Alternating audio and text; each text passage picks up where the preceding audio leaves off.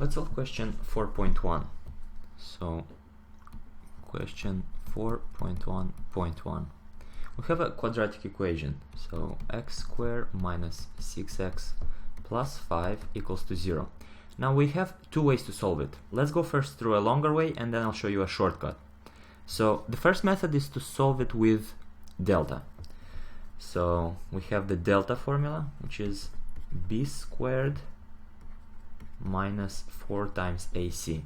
Now what is A, B, and C? Well, that's usually the coefficients. A stands for the coefficient next to the polynomial term, next to the term with the power of 2. B is the coefficient next to x to the power of 1, because this is b times x to the power of 1. And the constant is usually c. So let's use this to find out our delta. Delta is equal to b squared, so that's actually all this coefficient with a negative sign as well. Minus 6 to the power of 2 minus 4 times, what was a? A times x squared. Well, a would be 1, because 1 times x squared is just x squared. So 4 times 1 times, and what was c? C is equal to 5. Well, delta equals to 36 minus 4 times 5, which is equal to 36 minus 20, which is equal to 16. Okay, so that's just the first step. We found out delta. Now, how do we actually find out the values? What are the values of x? Well, x in this case, because it's a quadratic equation, is going to have two values, two possible solutions. So we have x1 is minus b minus square root of delta divided by 2a, and x2 equals to minus b plus square root of delta divided by 2a. Okay, so let's find out. x1 equals to, what is minus b? Let's go to our equation. Minus b is minus 6, because that was our b. So minus 6 minus square root of delta. Delta we found out to be 16, so it's just 16 divided by 2 times, what was a?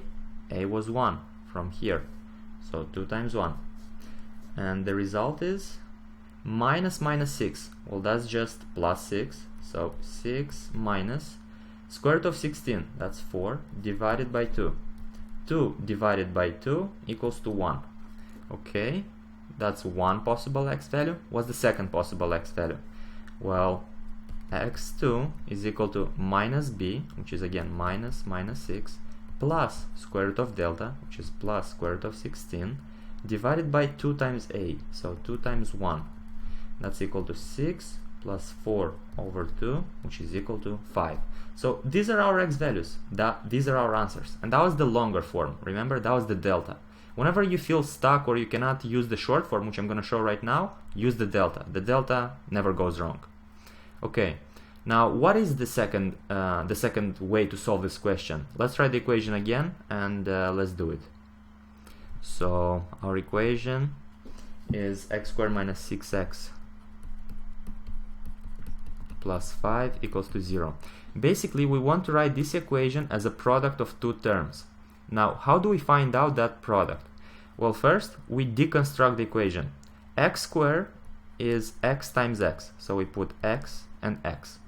Now, we have to find such numbers in a way that their product has to equal to positive 5, but when we add them up, they have to equal to minus 6x.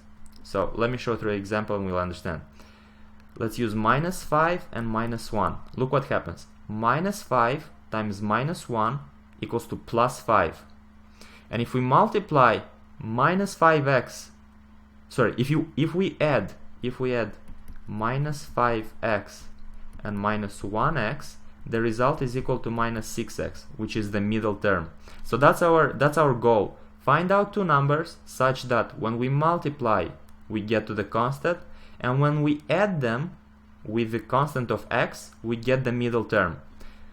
So if we found x minus 5, x minus 1, this means that the equation can be written as x minus 5 times x minus 1 equals to 0.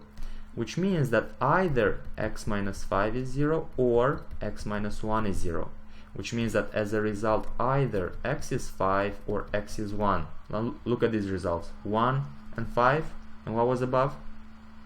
1 and 5 as well. So same answers, two different ways. Hope this helps.